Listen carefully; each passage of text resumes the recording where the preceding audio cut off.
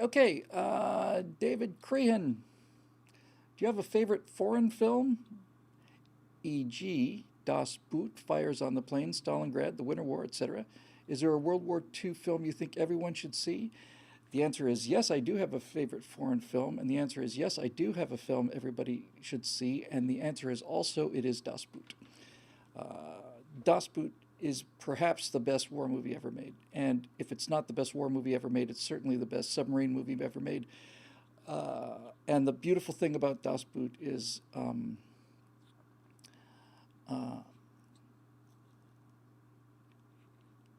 that you really end up, rooting for these guys, and you really end up seeing the difference between a German and a Nazi in that movie, and it needs to be stated. It needs to be experienced.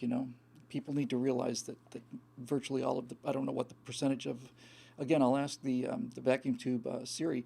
Siri, what was the maximum percentage that the Nazi Party had in Germany in terms of party members? I know they won some of these referendums with 98% of the vote or something, but the total number of citizens who were party members, I want to say, was somewhere between 4 to 7%, which leaves an awful lot of Germans who had nothing to do with the Nazi Party. Um, uh, and and just a quick aside, Mobile Moto, who's I hadn't seen named before, but is just burning up the charts here. Just put down that they found the Scharnhorst. Scharnhorst. It's a German. Is it a pocket battleship? And I'm not sure, but I'd be willing to bet you it was Paul Allen's. Is it Kestrel? Paul Allen, who's gone now, put a fair amount of money into finding lost shipwrecks and got a specific ship for that for the Scharnhorst. Scharnhorst, off the Falklands. Yeah. Sure, I remember that battle now. Is that anyway? So Paul Allen has found Paul Allen's gift has meant that this one vehicle. I want to say it says it's not Allen's guys, but that's fine. He found the Indianapolis. He found the Yorktown. He found the Yamato. He found the Musashi. He found a lot of stuff, and he has not found the USS Johnston. But the USS Johnston is one of the Johnston and the Samuel B. Roberts would be the two shipwrecks I would like to see the most. But they are in very, very, very deep water. But I would love to see them, and I'm sure we will see them. He found the Lexington as well. He found it all. I mean, it's amazing. In a calendar year, in the last calendar year, I think Allen's team found something like 20 wrecks. The USS Johnson is found, John C. Pershing says. The Taffy 3 Johnson is found. Are there photographs? If there are photographs, very recently, deepest wreck ever set. Now, that is impressive. In fact, that's so impressive, we're going to take a quick break because that ship has an awful lot of meaning to me. That ship stays with me quite a lot. Hang on a second. Deepest wreck ever found? That makes sense because they sank out there in off the coast of Samar, and you're practically in the Marianas Trench there. How did I not see that? I've got to see this.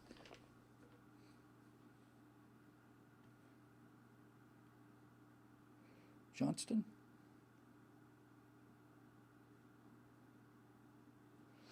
Wreck may have been found October 30th. Oh, come on.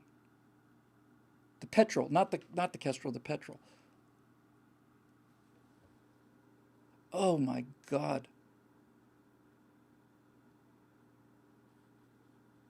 Well, yeah, battle off Samar.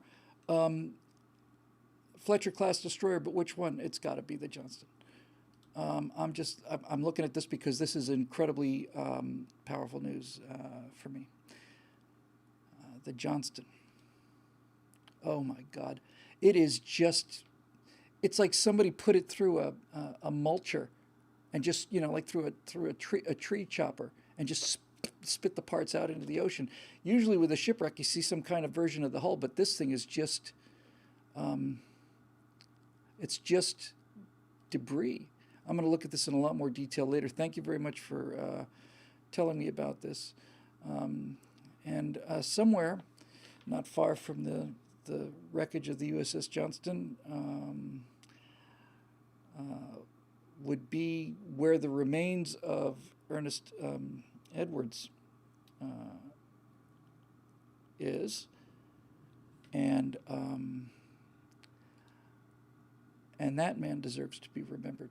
That was a skipper.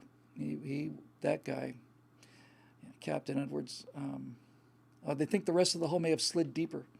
My God. So, yeah.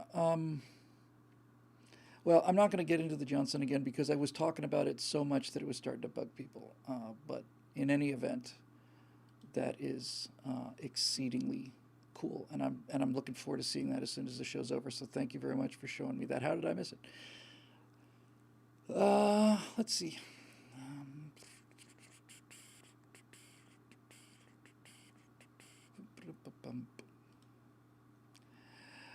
Okay, let's see. Yeah, Das Boot. It's a tremendous story, and Russ Merson points out that what a movie that story would make. I have not seen the new Midway yet, which surprises me. I was really looking forward to it. Got a little held up lately, but I haven't seen the new Midway. Somebody said it was pretty good, but talk about stories that need to be told. The story of Taffy 3 and USS Johnston and the Samuel B. Roberts and that whole engagement needs to be told. And one of the things that I like about the things I like most about that is that those get better every year, and that is, you could tell this. There are obviously better characters than this right now, but this is what I can do here by myself, and that's getting close. So, so if it turns out that nobody's told the story by the time I get this thing up and running, then I'm going to tell the story of Taffy 3, and I'm going to make it really, really, really good. Not that it needs any embellishing; it just needs somebody to find the story thread through all of these different things that are going on. By the way, I'm going to go ahead and say that that the building of the Yamato and the Musashi was the greatest error in naval history, period. Period. These two super battleships took up virtually all of the Japanese resources for those critical years, and the Musashi, I know for a certain fact, the Musashi was sunk without ever firing its guns at anything other than the airplanes that were coming in to sink it. It never even fired on a tugboat. Never even fired on a tugboat. So that sister went down, and on its side of the scoreboard, goose egg. And the Yamato is damn near it. Yamato did get a couple of rounds off in the battle off Samar. Might have, and probably contributed to the sinking of the, what was it, the St. Lo? No. The Gambier Bay, I think. So Yamato may have put a couple rounds into a jeep carrier, but most of that was sunk by the Japanese cruisers. So these two gigantic battleships that were supposed to take the U.S. Navy and sweep it off of the surface of the world, they never fired on any other ships. You want to talk about making an investment that didn't pay off. If they'd taken the resources, the money, the time, the steel, and everything that they'd put into the Musashi and the Yamato and put that into transports and tankers, that war would have gone on till 47, 48. Yeah. So Alan found, I think Yamato had been found earlier, or one way or the other roundabout, but they found them both now. And yeah, and AK-47 for now says that the steel in her hull is a treasure. I wonder how much money the steel in the Yamato is worth today. I wonder if the steel's still usable for anything. Undoubtedly, you could just melt it, slag it out, and find some use for it. Anyway, yeah. So Yamato, the Johnston was a Fletcher-class destroyer that went after the Yamato. The Yamato was going to be Yamato and Musashi, but they sank Musashi the day before, is coming over the horizon, and we've got these little puny Jeep carriers, planes that don't even have any weapons on them because they're out of weapons, out of bombs, and they start running for the hills, and without orders, Ernest Evans takes the helm of the Johnston and spins it around and heads right into the teeth of the Yamato and all of these cruisers and other battleships, and opens fire and kept firing for about an hour. He was last seen on the deck, the fan deck. They'd shot the steering out of the bridge, and he was directing the steering from the very tail. You could actually move the rudders on a Fletcher-class ship by muscle power, but it took two men, and it took enormous amounts of work. I mean, two strong sailors could do it for 10 or 20 seconds or something. They had to switch out. And he had a large part of his hand was blown away, and he's got that bandaged up with a handkerchief, and he's shouting orders down to his guys. His ship is just, it's confetti, like the pieces that we saw in that, I saw quickly in that video there. And he's just barking out orders. The captain of the Samuel B. Roberts saw him. I think the Johnson launched a torpedo attack, got into the middle of all of in the middle of the Japanese Navy, basically turned the Yamato around. He goes sailing back out to safety, and they realize, okay, we're not going to, these carriers are not going to get away. So after having launched his torpedoes, as a second wave goes in for torpedoes, Captain Evans turns Johnson around again and goes in again, specifically to draw fire from the guys that had torpedoes. That guy should be he should be internationally known, and I mean to do it. And the great thing now about the CG is that even today, given the photographs we have of these guys, we don't have to have actors playing them. We could get very, very, very close to their actual faces. We'd have to get somebody to do the voices, obviously, but nevertheless. Yeah, Taffy 3 is a story that's going to get told by me someday unless somebody does a better job of it first. Anyway, Yamato. I remember what I was going to say.